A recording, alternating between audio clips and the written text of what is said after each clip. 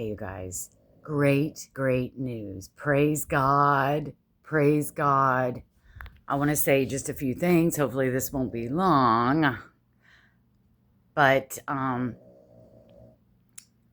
however, uh, however long this war takes, this should not be the topic. You cannot let America give the president or whoever is in charge should not let American people who are not even in their right minds, most of them aren't even true Americans anymore, plus all the illegals, give the president a complex about this being a forever war.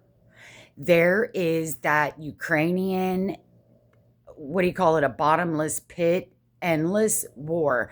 When this war right now with Satan himself, inside and outside of war, we've got the fight for the soul of America, we have that war, and then now this war with Satan, Ishmael, okay? This is the most important war of anybody's life, of the world.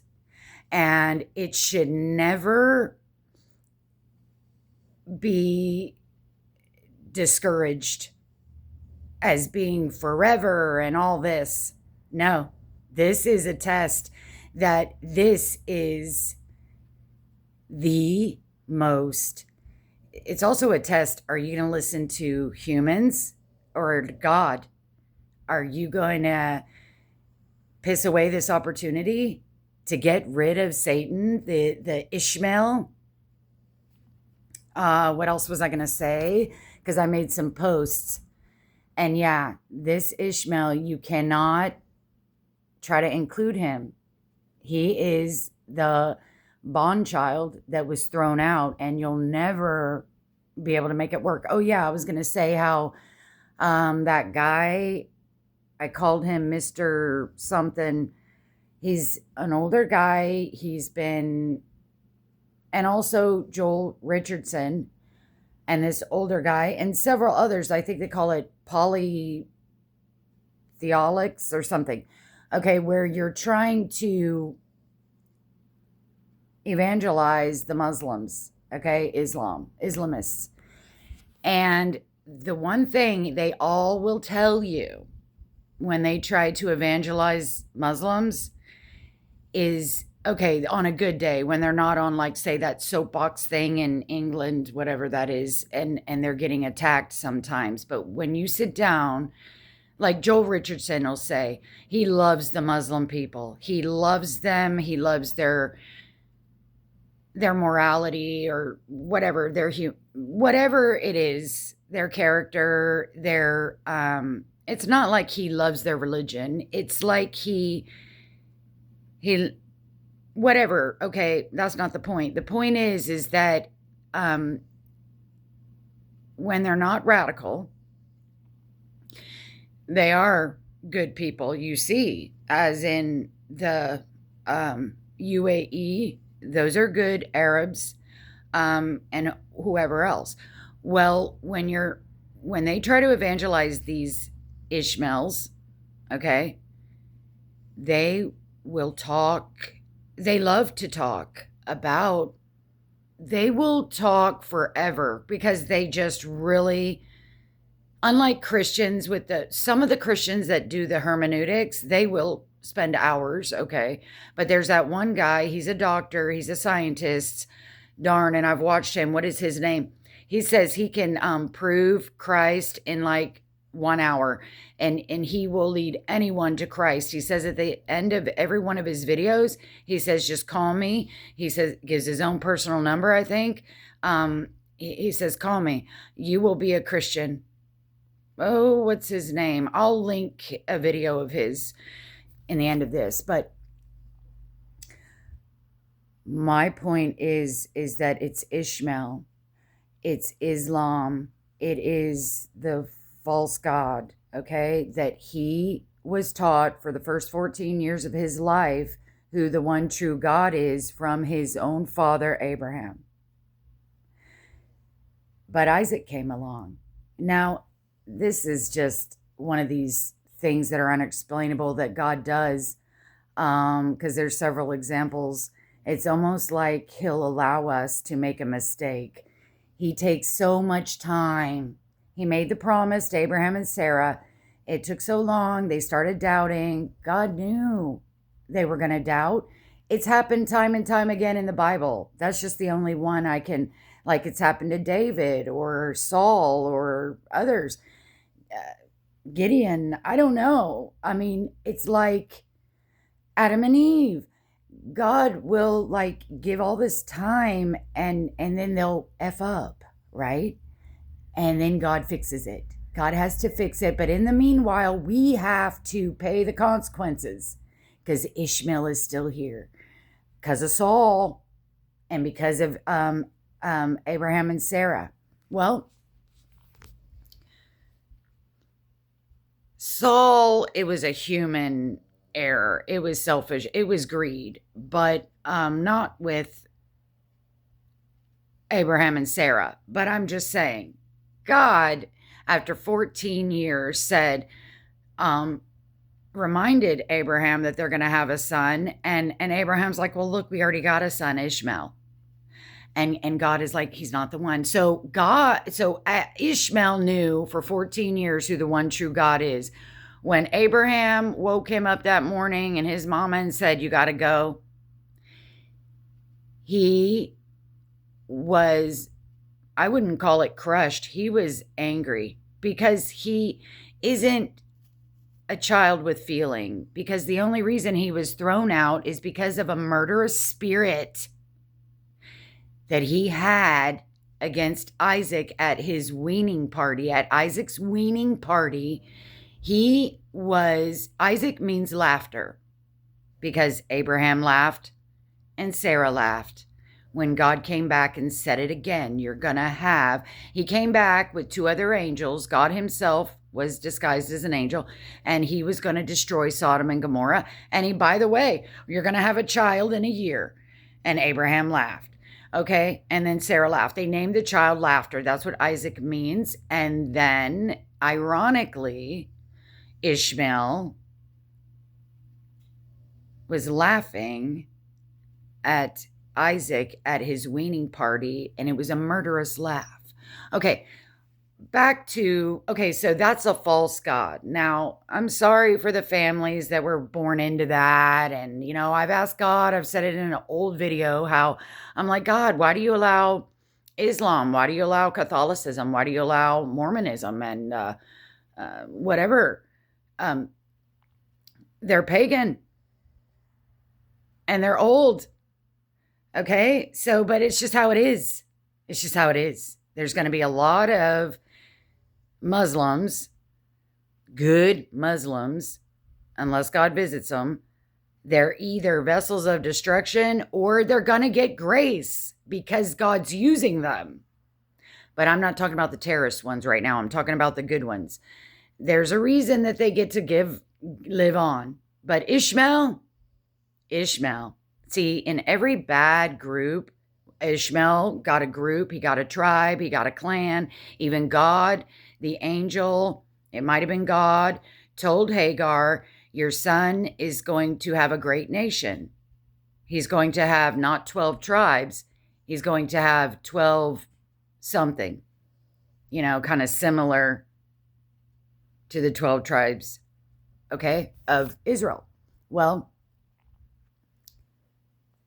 in those tribes, I think it was just one, and it was Ishmael's son or grandson became, I don't know what. I don't want to say Amalekites because they're dead now. They're all extinct. But in every bad religion, there's going to be good ones. In every good religion, there's going to be bad. Okay? It's how the cookie crumbles. So I just want to say already, JNS, that long-haired curly girl, she has explained this twice, how the Iranians pull this shit. They go round and round and end up getting, and they don't even care about sanctions reliefs.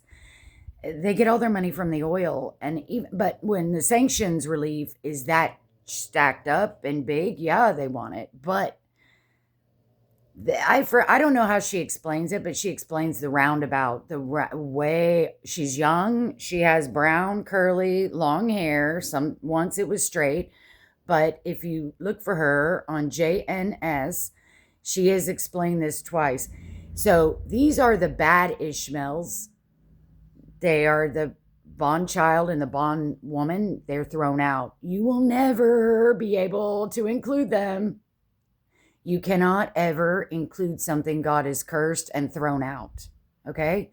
Romans chapter 9. You know, the bond woman and her child. Okay. So, just like that religion, the good ones, they will discuss Christianity with you. They will go round and round with you genuinely. They want not to convert you, but they'll listen to you. They will respond and on and on. But this bad part of Ishmael, the murderous spirit of Ishmael, just like the murderous spirit of Amalekites, they will go round and round and round and round for hours on end with you and years because it's in their blood, because they're cursed. Just like Satan, he'll go round and round with you. He has time. He's patient with you. He's patient with us. He'll yeah. Think about that for a while. How patient Satan can be with people until he's got them locked in and he's got a root in there. So all I'm saying is this war is the war that, first of all, is the most important war, the only war we need to worry about or be concerned about, and the only one that matters. It's the only one that will end all wars. So why are we even in Ukraine right now? The loser leeches, that what are they to us? They're not even part of our group, are they? Whatever those organizations are. I remember that being tossed around. Why? Why are we bothering with them? I know there's Christians over there. I know there's Jews over there, but they've all kind of left. And Zelensky is just some little, he's always scurrying around begging. Okay, we already know that about him. And now the American people have forgotten all about that, but they hate Israel so much. This is what Christianity is all about. You have to suffer through the persecution. You just do. You have to count the cost when you're serving Christ. Is it going to cost you everything? Or are you going to compromise? And if you compromise, you will lose everything. But if you don't, and you take the hits for Christ, you will be blessed. You will be blessed if you bless Israel when it's within your power to do it, and it is in America's power to do it. You will be blessed against all odds, because that's where God's throne is. That is a miraculous country. And they are our big brothers and sisters, and you cannot expect, I've posted all this stuff. This is where the rubber meets the road when you trust God. You have to choose. Are you going to trust God to take care of you and to save your skin? Or are you going to trust in your own arm or the arm of man to save you?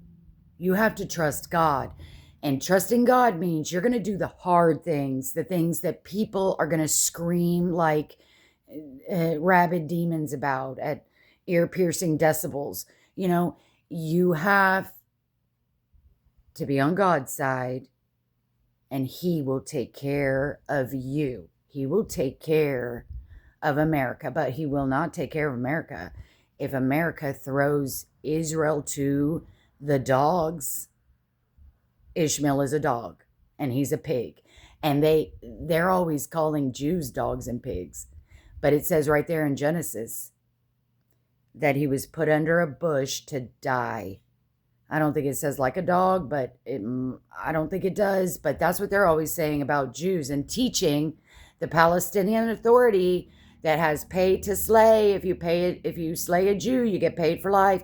They teach in their schools that we're going to look under every bush for a Jew, for a dog, for a pig, because they themselves are the ones that were left under a bush in the desert to die until God, the angel of God, came and said, go and get some water, and he's not going to die, but he's going to be a thorn in everybody's side because of Abraham and Sarah not trusting. It had taken 10 years or something.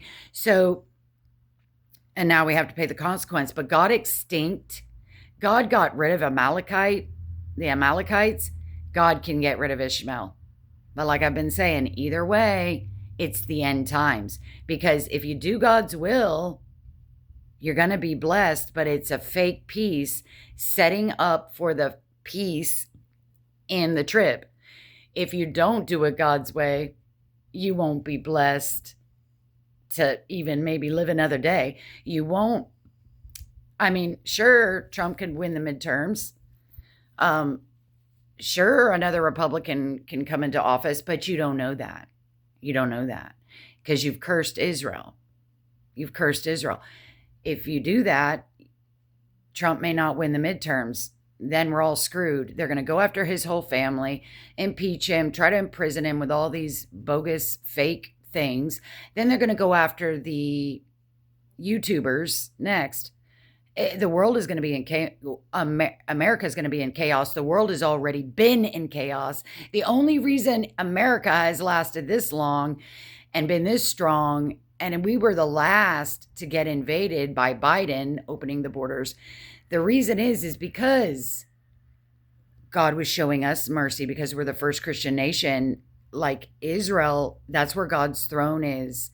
You cannot, Jerusalem is the navel of the earth. And we all know what a navel represents and resembles. It means you were given birth. Something gave birth to you. Something. A woman gave birth to you. So God gave the world is a product of a birth. It has a navel. It is God that birthed the world. He created it, Genesis, okay? And the navel of this world that God created is Jerusalem. And you're going to attack the very navel that from whence your life came. Your life came from that navel. That's why you live. That's why, that's just an image God uses. That Jerusalem is the navel of the world. It is literally in the navel. It is in the center of the world because God's throne is there. And those are God's people. And they are our origins of Christianity. They're the origins of Islam, but the opposite. Because Abraham did have Ishmael, but he's not the child of promise. Throw him out. You can't keep trying to accept him and appease him. He will never be appeased because he is created to be rejected and to cause trouble. So this war is the most important war. And if America wants to give Trump a complex and put him under pressure, that this is a forever war, it's good the straits are open. Now the market is fine, and we're going to have to go over there and keep them open. But I'm just excited because I watched 2CTV, so I guess I should explain that. So all the good news that happened. So anyway, if we don't get this done and get it done right, there's really no future, I don't think. Even if we do it God's way and get it done right, and there's peace, it's just all a setup for the peace in the trib. But at least we might have a full 4 years of the last Trump, and maybe even beyond, another Republican president. And besides, who next in office as a president is going to hold Iran and Ishmael unless they're destroyed by Trump? There's a danger that any next president, J.D. Vance, who's lenient on Ishmael, or Rubio, which won't be, or even if any Republic gets in there at all, because they're getting very deft at voter fraud right now. And it doesn't matter if we get a good guy, a Republican that won by 90%. If they know how to fraudulently change the votes so that they get their demon in, they will, especially if God allows it, because he's pissed about Israel, about the apple of his eye. He who, whatever it says, you're poking God in the eye. It's in Zechariah chapter 1 or chapter 2. You're poking God in the eye when you F with Israel or the Jews, worldwide, the Jews. God needs them dispersed throughout the whole world. And they're gonna be that way. Get used to it, world. The Jews are gonna be all over this world until those angels draw them in from the four corners of the earth to mark 144,000 of them from all 12 tribes and even the rest of them. So get used to the Jews, you wicked world, and let Europe be a lesson. If we don't do this Ishmael war against Satan, Ishmael, correctly and all the way and not halfway, and start cutting Israel off like Biden did right when he was getting a foothold, right when he was gaining ground, Biden would cut him off. You know, if that happens anymore, this is, to me, either way. So all the Christians that are going, woo, the war has stopped, you're not going to last long. It's not going to, you can't cut your nose off Israel. You can't cut your nose off and expect any good out of that. It's like you're dismembering part of your own body. You call yourself a Christian. Israel needs us. And God put it that way. God made it that way because he's testing America. He's like, okay, America, you're the strong arm. You're the one that can do it. But are you going to do it? Because I know my people will do it. If they could all by themselves, I know they would do it. But I don't want them to do it. I want to know if you're going to do it. And then if there's still the Ezekiel 38 war. I mean, they still got ballistic missiles over there. And I'm sure they don't know where every launch pad is. And as soon as one of them crazy Ishmael, the devil's going to lead him to that one launch pad that didn't get destroyed by America. Don't think that God won't do that. Don't think that God won't direct a demon, his demons, to an IRGC member, terrorist, murderer, to a launch pad and get that ballistic missile over to Israel. And then that's when Ezekiel 38, that missile is going to be stopped by God himself. And hey, who's to say that psycho murderous Ishmael won't throw a few over here too while he's at it? So, I mean, I know they can reach, I don't know if ballistic missiles can reach Europe. I don't know the difference between this stuff, but I think they were all concerned that they could reach Europe, well, maybe they can reach us, and maybe God will just allow them to let that reach us. So all I'm saying is, as a Christian, you have to make hard choices. You have to give and take. And if you want to just take to save your own skin and for your own lusts, it's always a bad ending. It's always a bad ending. So you think, oh, good, we got some. No, God is going to kill you right when you're eating what you were begging for, like a greedy pig. Just like he did with all those Jews. Oh, God gives us manna, but what about quail and meat? And God's like, okay, I'll give you meat. It was like they couldn't even walk. The ground was so full of quail. And right when they were eating it, God smacked them all down. So, he'll give us what we want. And sometimes after that, death. So, you got to be careful. You can't try to do Christianity your way. Okay? It won't work.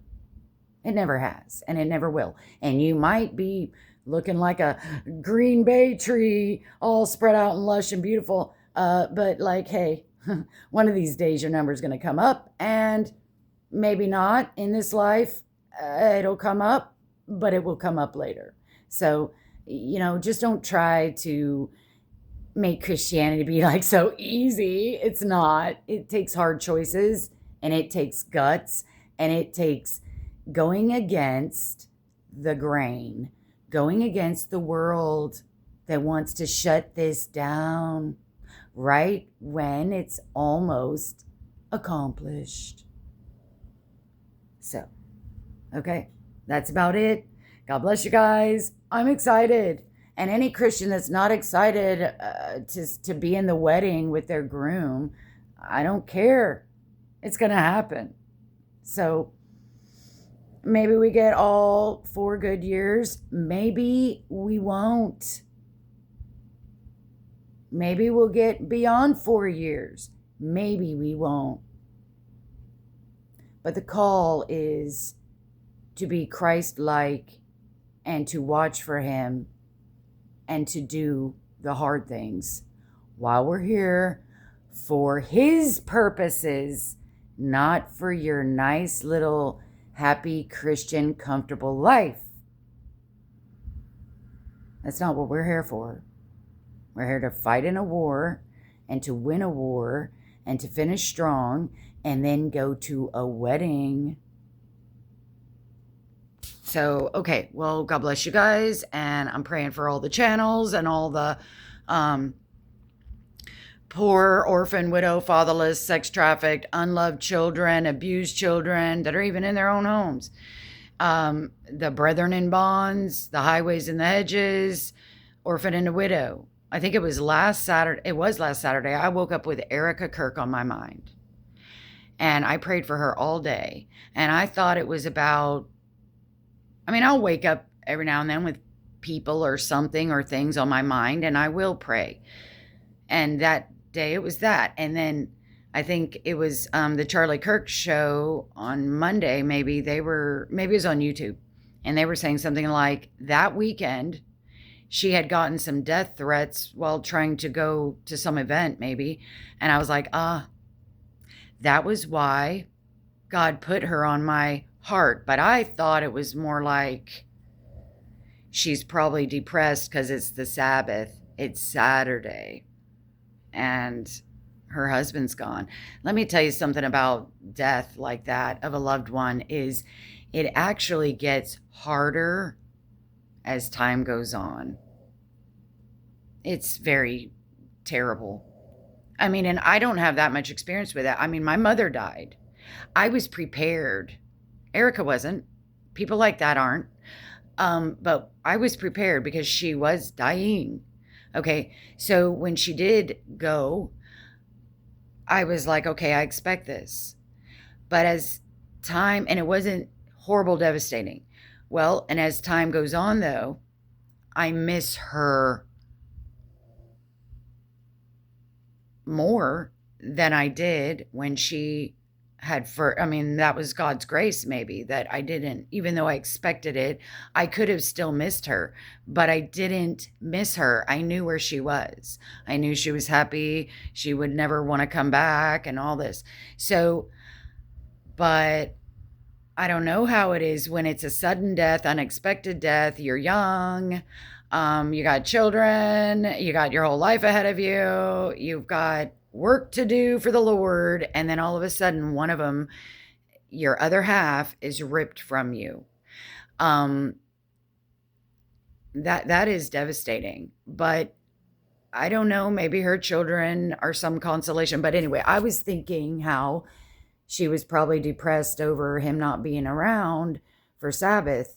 Uh, so I was praying, God lift her spirits, manifest your beauty and your joy to her, because He can do that while you're in the depths of sorrow.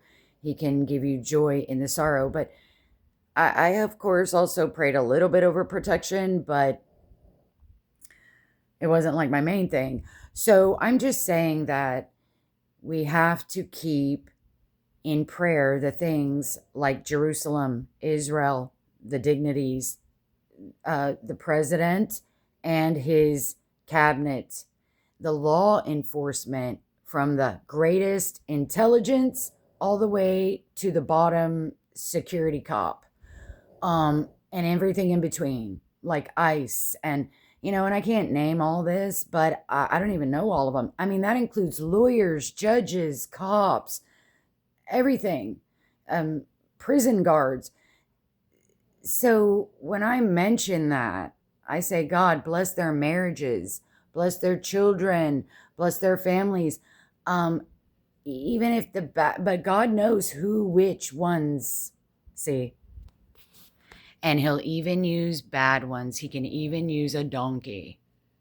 He can use, what was the example in the Bible where He used a bad person and it caused some good? I mean, actually, all the bad characters, all bad people, characters, not as in characters as in fairy tales. I mean, they're characters, like I'm a character. Um, all of them, even the bad ones, God will turn it for good. So even even if Trump makes any kind of wrong, bad decision, God can turn it to good if it's not time and if He wants to. He can turn all mistakes into good. Or He can, like Trump, we all thought this was a bad mistake. It was a bad deal because you're dealing with murderers. And you can't deal with murderers. But I thought it was all like a little war tactic game thing. But when it turned out like it really wasn't necessarily, but then there were some stipulations, I thought, well, maybe still. But still, look, we all know Ishmael isn't going to be good. We all know that because he's not in him to be good. You can't make him be good, and you can never pray it and dream it and hope it and wish it and force it and make it, and it will never happen. So I was like consoled by that. I'm like, this is never going to pass. It's going to fail. This is going to fail. And then we'll just go back to war. And God turned that around. See, I was like, that bad thing. I'm like, yeah, God, man in his stupid, feeble mind thinks they can make it work. But God turned that bad thing into good because God knows that Ishmael's going to misbehave and we're just going to have to get back to business and get it finished. So that's what God means by turning things into good. Okay, well, I'm rambling, but just keep everybody in prayer. The law enforcement, the dignities, Israel, Jerusalem, the orphan, the widow, but I mean, there was something else. It seemed like, but so, yeah. Seems like I'm always forgetting one of them. But yeah, the brethren in bonds, the orphan and the widow, the fatherless, the poor, the highways and hedges, the disciples, if you want to. But disciples, well, we're just doing our job. But the laborers, we got to pray for laborers. The Lord of the harvest, send laborers. And I pray for the laborers. He didn't ask us to pray for the laborers that are already here, but I do. He doesn't really ask us to pray for the disciples, but I do, because indirectly he does in his word. All the letters he starts off with, I think of you always, and I'm always praying for you. And that is Paul praying for his disciples, his churches. So it's sort of like an example. So I do that. And the disciples are including the shepherds, the teachers, the leaders, the, ones in, your pastor. So that to me includes all that. And I pray that they are protected. God knows who they are. You just pray for who God tells you, which is an orphan and a widow. God knows which orphan and which widow. God knows which brethren in bond. All the brethren in bonds, meaning they were put in prison because they were preaching the gospel. But some Christians are put in jail for other reasons. I'm just saying, if you do it on God's template, he knows where they go. And in Ephesians somewhere it says, if you do good, you are good, bond or free. If you do good, you are good, whether you are saved or whether you're unsaved. So all these channels, most of the ones I watch, they're saved, they're Christians. All of them, really, that I know of, they're all saved. But I know there are other channels who probably they're not Christians, but they are preaching. They are getting the truth out, I don't know if they're Christians or not. I'm sure there are some out there. I don't know. I'm not watching them, but the ones I watch, they are Christians. But yeah, that verse in Ephesians, I've tried to find it before, but I couldn't really find it. But I'm sure that's what it says. It says, if you do good, you are good, and whether you are bond or free. And maybe they're talking about a saved person, but I don't think so. So anyway, but like I said, I don't listen to the unsaved people. The channels I listen to, even the ones I have waned off, meaning I can't watch them all, I know they're Christians, so God includes all that. Anyway, okay, sorry. But yes, we need to win this war. And God is on our side because God wants us to win this war. So bad America, selfish America needs to stop giving Trump a complex that we need to, that this is a forever war. It don't matter how long it takes. It'll take as long as God wants it to take. It's not a forever war. It is the most important forever war if it ends up being that way. It is the one and only war we need to ever fight, ever. We need to stop fighting in Ukraine. This is the main war. Okay, bye, you guys.